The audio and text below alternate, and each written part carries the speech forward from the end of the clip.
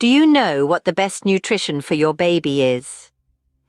As we embark on this journey of exploring babies' nutrition, it's essential to remember that their nutritional needs shift with age and weight. For instance, a little one weighing less than 10 kilograms requires 100 kilocalories per kilogram per day. As they grow and their weight increases, so do their caloric needs.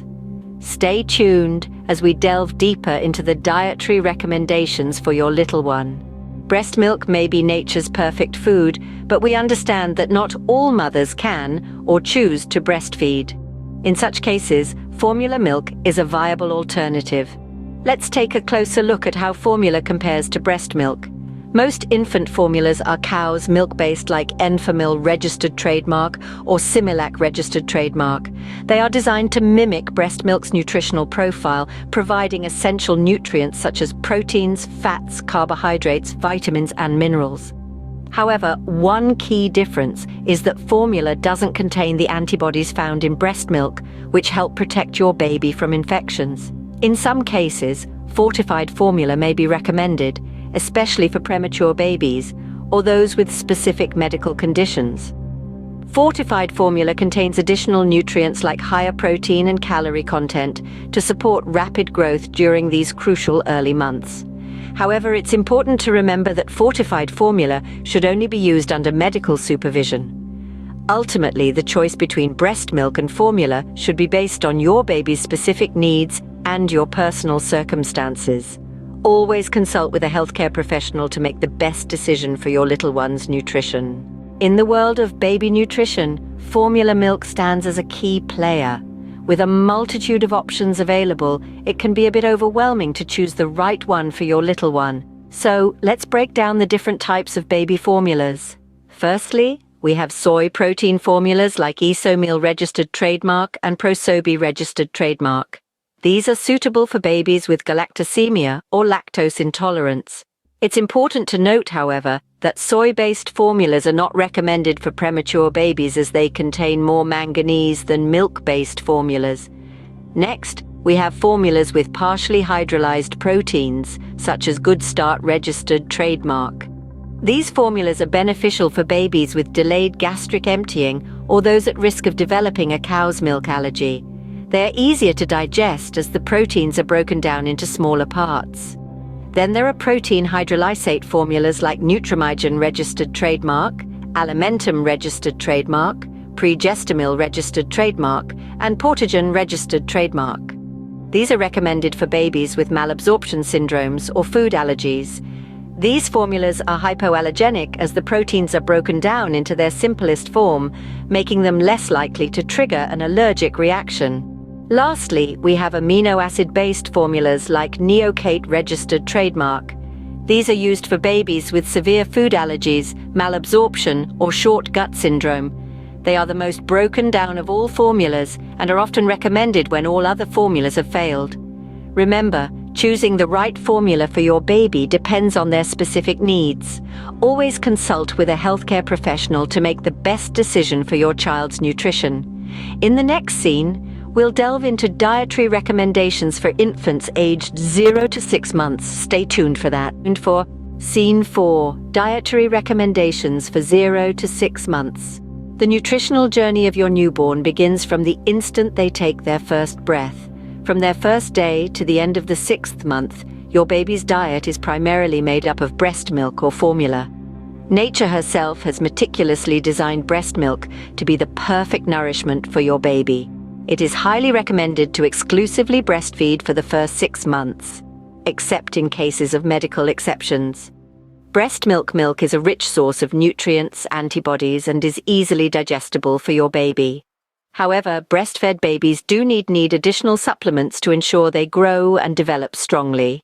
These include vitamin K, given at birth, vitamin D, which should be between 400 to 800 IU daily, fluoride after the 6th month if the water supply is insufficient, and iron from 6 to 12 months, if the baby is not already eating fortified cereals, meat, or meat substitutes. Breast milk is always the prime and superior choice for your baby's growth and well-being. Scene 5. Dietary recommendations for 6 to 12 months. As your little cherub grows, their nutritional needs evolve. When they hit the 6-month mark, it's recommended to introduce solid foods into their "this stage is exciting," but it's essential to take things slow. Start by introducing 2 to 3 foods each week, providing a few days of buffer between each new item. This pace allows enough time to identify any adverse responses. The suggested progression for introducing food starts with meats, meat alternatives, and iron-supplemented cereals. Rice cereal is an optimal first choice due to its minimal allergenic potential. Next, mashed veggies can be included, followed by fruits. When your baby reaches the 9 to 12-month age bracket, foods and homogenized milk can be added to their diet. This dietary shift will promote your baby's journey towards independent feeding. However, certain foods aren't recommended at this stage. Honey should be avoided until after the first year to reduce the risk of botulism. Extra sugars and salt should also be passed up, as they could harm your baby's developing system. Drinking more than 16 ounces of milk per day after 1 year is not suggested. Similarly, juice, in spite of its tantalizing sweetness, is nutritionally deficient and high in sugar. And certainly any food that poses a choking threat, such as large chunks or round foods like grapes, should always be kept off the menu. By introducing a variety of nutritious foods at this phase, you're shaping your baby's affinity towards wholesome eating. Scene 6. Breastfeeding benefits and contraindications. The journey of breastfeeding goes beyond mere nutrition. It also cultivates a deep bond between a mother and her newborn. The evolving composition of breast milk caters to the dynamic requirements of the infant. In its initial stages, the milk or colostrum is translucent, packed with nutrients, especially rich in protein and low in fat. It crucially provides the newborn with essential immunity. With maturity, the milk sustains a 70-30 ratio of whey to casein, deriving butterfat and carbohydrates from lactose. The value of breastfeeding exceeds just nutritional benefits. It is easily digestible, holds a low renal solute load, and delivers immunological benefits with elements like IgA, macrophages, active lymphocytes, and lysozymes. These attributes and a lower pH foster the proliferation of beneficial lactobacillus in the infant's gastrointestinal tract. Additionally, breastfeeding cultivates a unique bond between parent and baby and is simultaneously cost-effective, and practical. Nevertheless, there may be specific situations where breastfeeding is discouraged. Such cases include if the mother is undergoing chemotherapy, is HIV/AIDS positive, has untreated TB, has herpes in the breast area, or is uncertain which can seep into the breast milk. These can result in complications for the baby, such as jaundice due to insufficient milk production, weight gain, or oral thrush. As beautiful as it is, the journey of breastfeeding requires awareness of its pros and cons. Scene 7. Conclusion. The importance of ensuring appropriate nutrition for your infant cannot be overstated, as it forms the first step towards their strong growth and development. This journey begins with an emphasis on breast milk or formula for the initial 6 months, and transitions to the inclusion of solid foods, all the while monitoring for any adverse reactions. The benefits of breastfeeding are numerous, yet it is equally important to be aware of any potential drawbacks. It's critical to remember that each infant is unique, and so are their nutritional needs. Always consult a healthcare professional for advice tailored to your baby's needs. Scene 8. Identifying signs of inadequate nutritional intake. Despite having top-notch nutritional plans at your disposal, it's critical to constantly keep an eye on your infant's health. The manifestations of poor nutrition can range widely, and it's key to be on the lookout for these signals. A red flag may be less than 6 wet diapers a day after the first week, or fewer than 7 feeds a day, indicating possible undernutrition. In the initial week, it's typical to expect about 1 stool per day of age.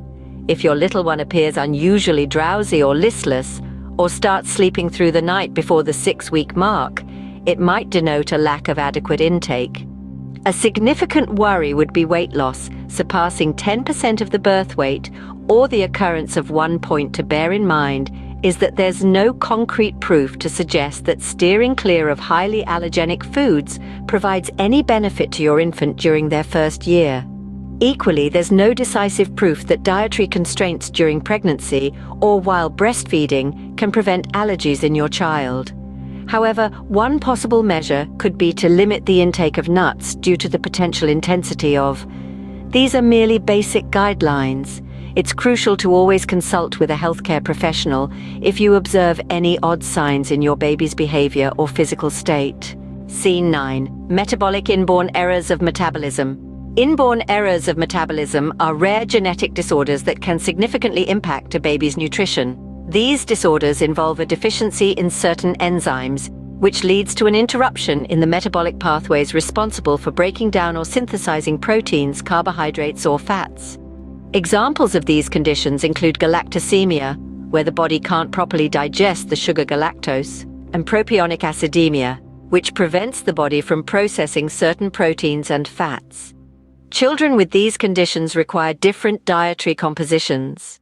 For instance, a baby with galactosemia will need to avoid lactose, a sugar found in breast milk and most baby formulas, as it converts to galactose in the body. On the other hand, a child with propionic acidemia needs a diet low in certain amino acids. These diets are complex and require careful planning and monitoring to ensure the child is receiving adequate nutrition. It's crucial to understand that these conditions require specialized care and attention. Always consult with a healthcare professional for personalized advice. These professionals can provide dietary recommendations and monitor the child's growth and development closely to ensure they're getting the necessary nutrients. Remember, every child is unique, and what works for one might not work for another. It's our responsibility as parents and caregivers to ensure they get the best possible start in life. That's it for today's guide on baby nutrition. We hope you found this information helpful and enlightening. Now, we encourage you to join our community here at Medicine Health 360. Please, hit the subscribe button and click the bell icon to receive notifications about our latest videos. We'd also appreciate it if you could give this video a thumbs up if you found it informative and helpful.